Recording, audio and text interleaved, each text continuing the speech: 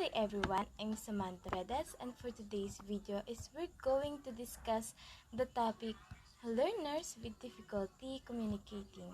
And also I have partner here which is Miss Merielle Orio, so that I'm going to start my slide here in page or in slides 15. So here we are. First, we have overall language development and vocabulary. This affects how well child is able to understand and use language in spontaneous speech and in academic settings. Dito, sinasabi ng pagkatuto ng bata sa pagbuo ng kanilang mga bokabularyo ay nakasalalay sa kanilang mga nakakasama at nakakasalamuha. Kung sa mga batang normal ay nakapagbibitaw na sila ng mga ilang salita kagaya ng mama, papa, ate, o kuya, habang sa ibang bata naman na tinatawag nating special ay tumutugon sila sa pamamagitan pagtungo o pagbuo ng ingay nang sa ganon ay nalalaman natin na sila ay nagre-respond sa atin. Next, we have assessment of language function. This is used to serve several functions such as to request, name, irritate, ask, and converse among others. Emphasize how language is used rather than the structure and form of language. Dito binibigyang diin kung paano ginagamit ang wika kaysa sa estruktura at anyo ng wika. At ngayon, tayo ay nagpo-focus sa taong may disabilities ng kung paano sila nakikipag-communicate through others. Next, we have language samples and observation in natural settings. Language difficulties may also be identified through play-based authentic assessment where a specialist plays with a child during which spontaneous speech and verbalization can be elicited. Observation in natural settings such as child home or school allow the specialist to sample the child language, daily activities, and observe parent and child interaction and communication as part of holistic assessment. Ang naturalistic na observation ay iba kaysa sa structured na observation. Halimbawa na lang natin dito ang communication o ang daloy ng isang klase gamit ang wikang napagkasunduan, which is mas mapapabilis ito sa mga mananaliksik na mas maobserbahan ang pag-uugali at interes ng mga bata na nangyayari sa totoong mundo na hindi malalayo sa di makatotohanang pangyayari. Next is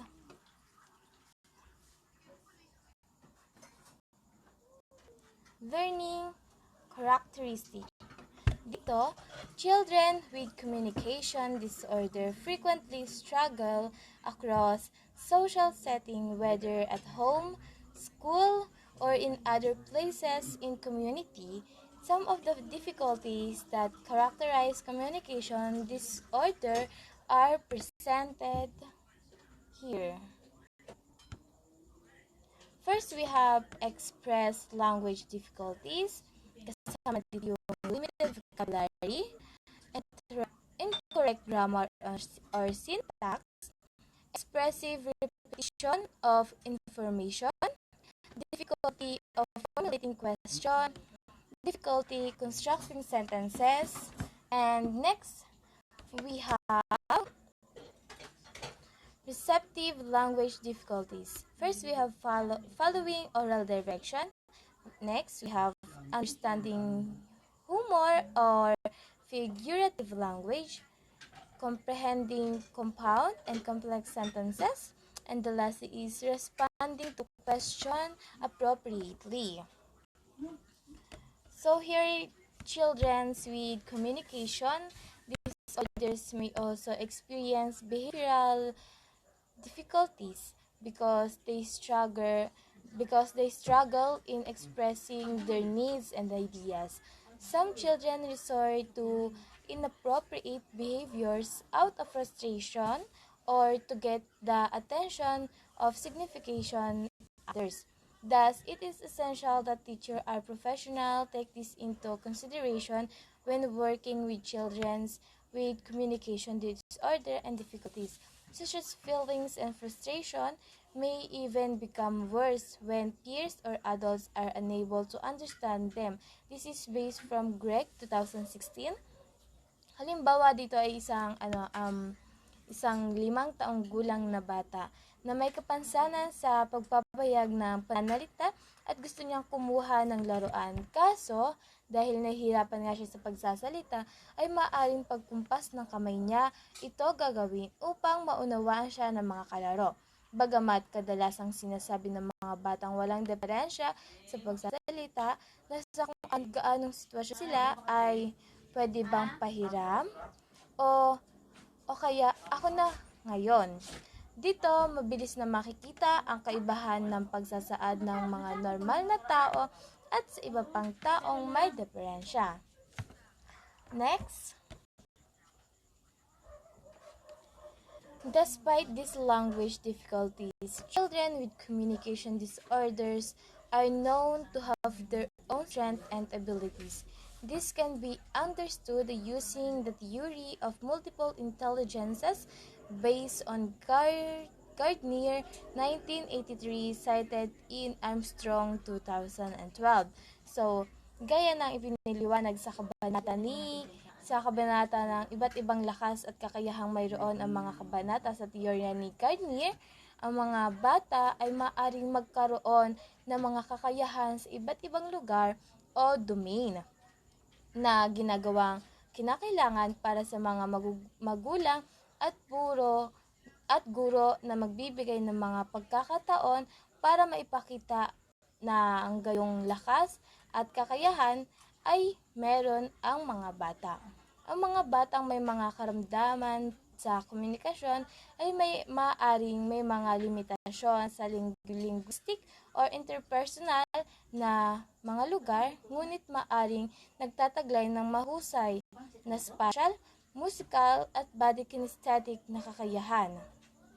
Sa madaling salita, ang isang bata ay maaaring nahihirapan sa komunikasyon, ngunit maaaring maging napakahusay sa pagtugtog ng mga instrumento, pangmusika, maging sa pagiging malikhain, sining at iba pang larangan. Bilang mga magulang, guro at practitioner, ang pag-alam sa likas na kakayahan ng mag-aaral at pagbibigay diin sa gayong mga kakayahan sa isang inklusibong silid na aralan ay kasing halaga ng pag-alam at pag-unawa sa kanyang karamdaman sa komunikasyon. Next, we have General Educational Adaptation. Dito, sinasabi na different strategies or accommodation may be used to provide a level playing field for children with communication difficulties or disorders. This section discusses the use of universal design for learning, or we also called as the UDL, and practical tips to be used in the classroom.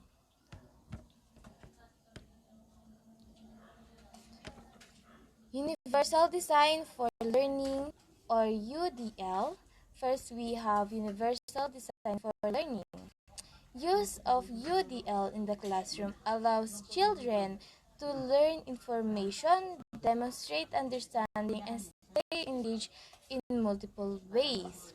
Ibig sabihin, maraming paraan ang magpapahayag at magpapaugnay sa mga bata.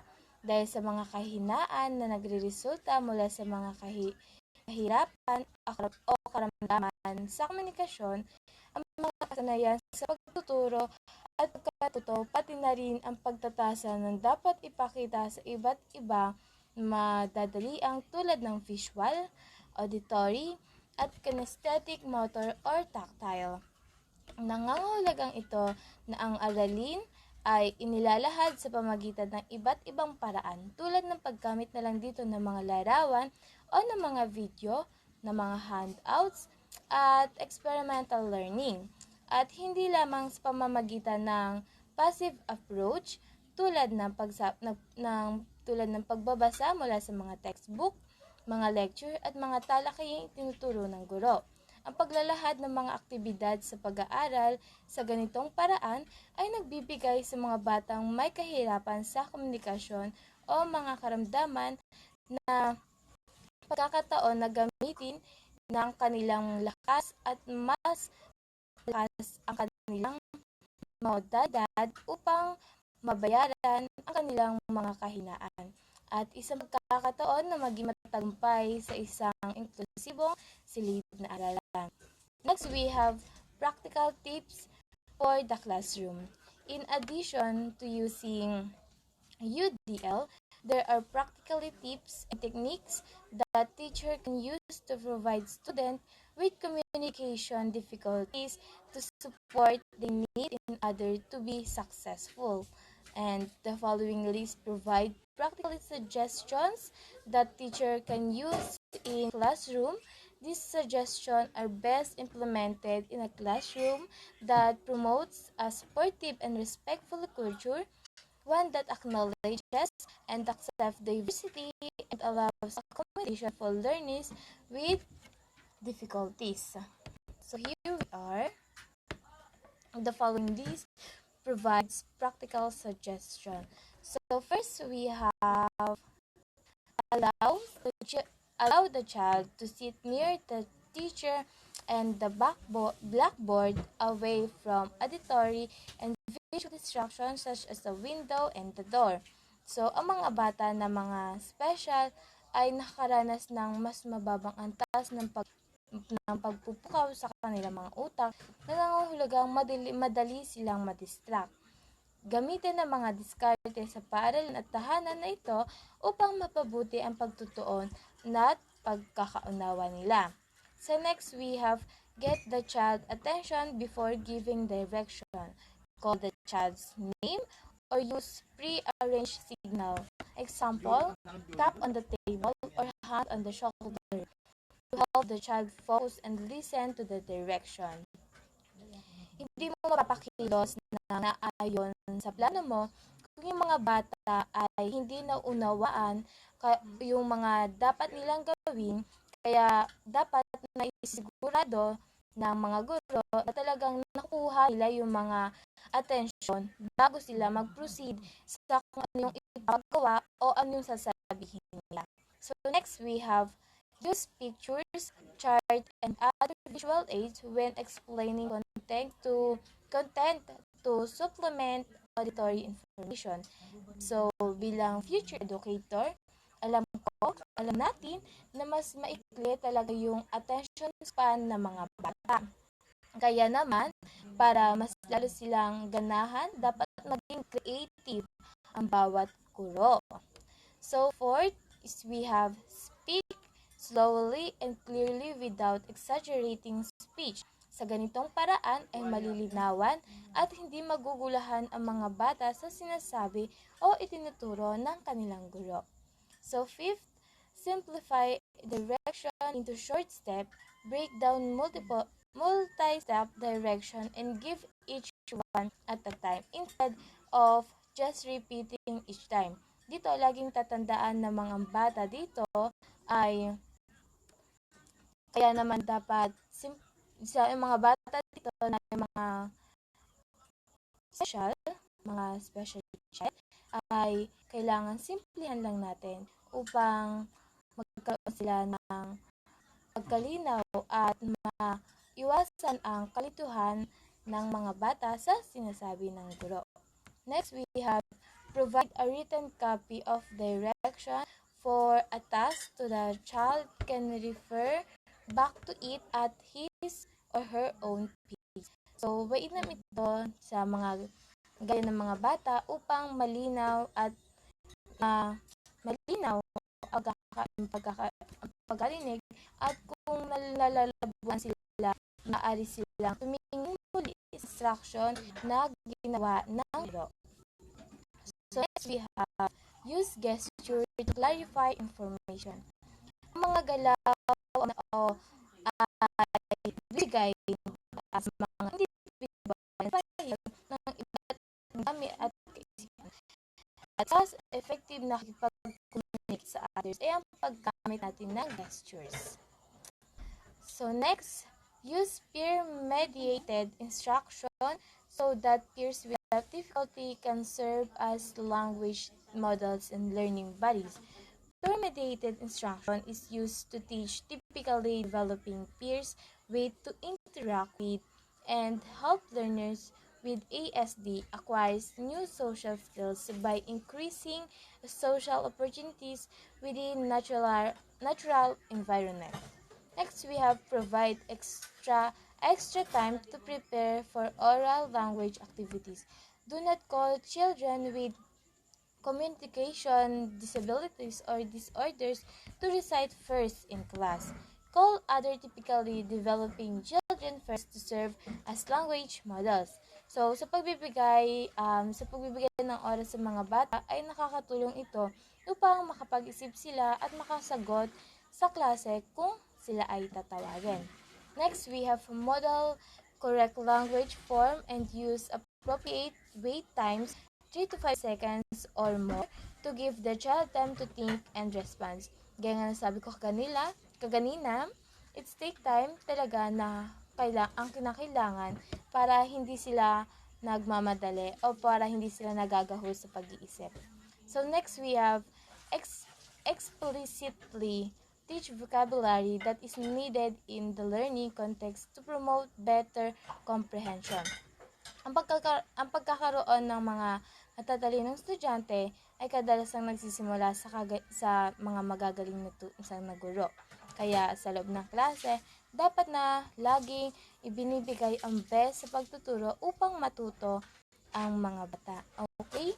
So, here in Universal Design for Learning, alongside different accommodation, example, presentation, response, setting, and timing, na angkop sa bata at ang pakikitulungan sa pagitan ng guro sa pangkalatang edukasyon at ng professional sa espesyal na edukasyon ay makakatulong lahat na matiyak na ang mga batang may kahirapan o karamdaman sa komunikasyon ay may pagkakataong maging matagumpay sa isang inklusibong silid-aralan.